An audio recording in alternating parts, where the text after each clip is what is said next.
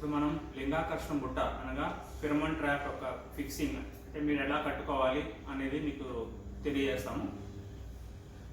మీకు ఇట్లా లింగాకర్షణ బుట్టలో తలుపు ల్యూర్లు అనేవి ఇట్లా ప్యాకెట్లో వస్తాయండి. ఒక్కొక్క ప్యాకెట్లో ఒక్కొక్క ల్యూర్ ఉంటుంది.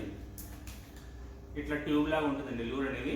ఒక్కొక్క పంటకి మీకు ఒకవేళ ఎగ్జాంపుల్ మీకు టమాటాలో 3 పురుగులు వచ్చినాయి అనుకోండి, పచ్చి పురుగు, లద్దె పురుగు, తర్వాత టమాటాలు లీఫ్ మైనర్ మూడింటికి కూడా 3 వేరు కలర్లో ఉంటాయి గుర్తుపడడానికి వీలుగా. సో ఇట్లా ట్యూబ్ లాగా ఉంటుంది. దీంతో పాటు మీకు లింగాకర్షణ బుట్టలో మొత్తం 4 భాగాలు ఉంటాయండి. ఒకటేమో ల్యూర్, తర్వాత ఒకటి టీ షేప్లో ఉండే pin, green plate, yellow funnel with ring. ఇవి 4 భాగాలండి. ఓకే, ఈ పిన్ తీసుకొని ల్యూర్ లోపల నుంచి ఇలా దూర్చాలి. టిప్ ఉంది కదా, చిన్న లాకింగ్ ఉంటుంది అన్నమాట.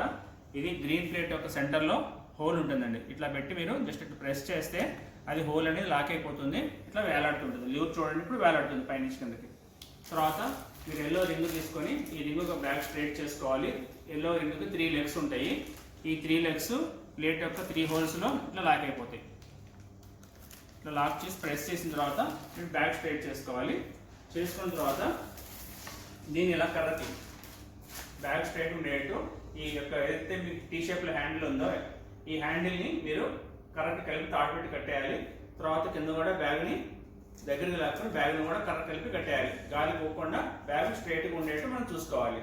పంటను బట్టి ఈ యొక్క గ్రీన్ ప్లేట్ యొక్క హైట్ అనేది ఎంత ఎత్తులో ఉండాలనేది మనం డిసైడ్ చేద్దాం. ఇప్పుడు పచ్చ పురుగు, లద్దె పురుగు లాంటి పంటలకి వంకాయ పచ్చ పురుగు, లద్దె పురుగు, తర్వాత ఇంకా రబ్బర్ పురుగు ఇట్లా పంటల పురుగులకి ఈ పైభాగం అయితే ఉందో పంట మీద ఒక అడుగెత్తులో ఉండేది చూసుకోండి. ఇది చేను లెవెల్ అనుకోండి, దీని మీద ఒక అడుగెత్తులో ఉంటుంది.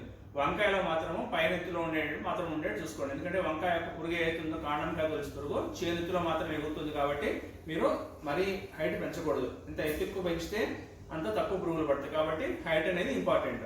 అండ్ లోపల యొక్క పురుగులు ఏవైతే పడ్డాయో వాటిని 2 రోజులకు ఒకసారి ఖచ్చితంగా ఖాళీ చేస్తూ ఉండండి. దీనివల్ల మీకు ఏంటంటే ఒకటి పురుగు ఉధృతి ముందుగా తెలుస్తుంది, ఎంత పెరుగుతుంది, ఎప్పుడు పెరుగుతుంది అనేది ముందుగా తెలుస్తుంది. దానివల్ల మీరు పురుగు మందులు కొట్టాల్సిన అవసరం ఉందా లేదా, ఉంటే ఎప్పుడు కొట్టాలనే విషయాలు మీరు గమనించుకోవచ్చు. సపోజ్ రోజు 4-5 పురుగులు పడతాయి, మీరు పురుగు మందు కొట్టాల్సిన అవసరం లేదు. సడన్గా ఒక రోజు 30, 40, 50 ఎలా పెరుగుతుంది, లేదంటే 20, 30 ఎలా సడన్గా పెద్ద గ్యాప్తో మీకు పురుగుల సంఖ్య అనేది పెరుగుతుంది. దాని అర్థం ఏంటంటే గూడు దశ నుంచి తల్లి పురుగు, రెక్క పురుగు విడుదలవుతుందని అర్థం.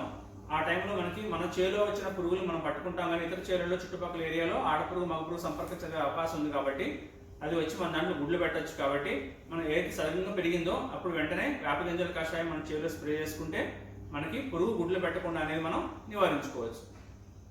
సో ల్యూర్లు మాత్రం మీరు ఖచ్చితంగా గుర్తుపెట్టుకుని ప్రతి 30 నుంచి 40 రోజులకు ఖచ్చితంగా మార్చుకోండి. వేసవకాలంలో అయితే కంపల్సరీ ప్రతి 30 రోజులకి ల్యూర్ మార్చుకుంటే మీకు ల్యూర్ యొక్క పనితనం బాగుంటుంది. ఎక్కడ కూడా మీకు పురుగు అనేది కంట్రోల్ నుంచి మనకు తప్పకుండా కాపాడుకోవడానికి అవకాశం ఉంటుంది.